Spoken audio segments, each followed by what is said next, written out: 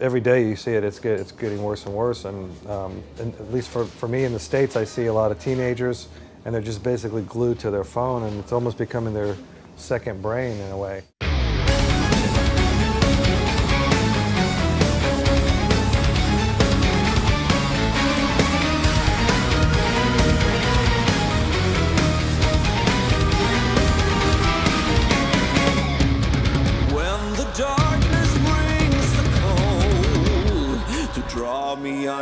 With Silverthorne, it was very intense into a certain story. So with Haven, we wanted to initially just make 10 songs that had their own sort of spirit and vibe. If we would reproduce the same record over and over, like, yeah, unfortunately some bands do, I would probably become bored really fast or quit at a certain point.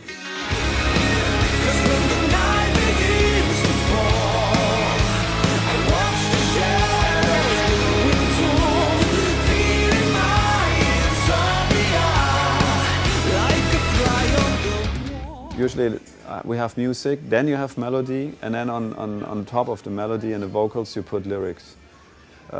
So there was no real image yet regarding the concept of the album. That came then step by step, you know.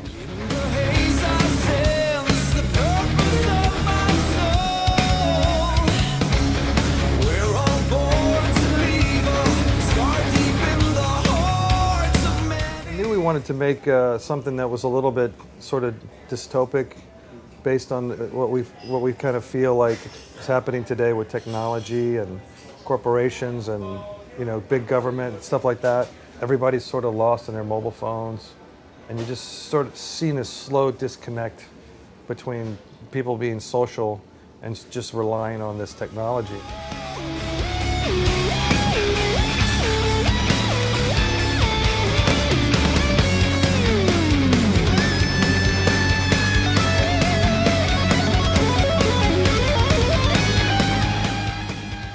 That kind of sparked that whole idea, and then you know, I was talking to the guys about this idea I wanted to have to make everything a little bit more futuristic in terms of the imagery and the live show, the videos and stuff like that.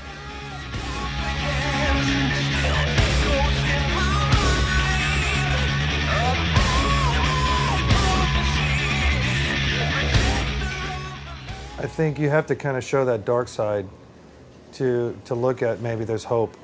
There's a song called Beautiful Apocalypse, and that is a nice kind of definition, I think, for the record. I mean, there's like uplifting, beautiful melodies, and there's heavy stuff that is angry, aggressive, and those contrasts work really good together.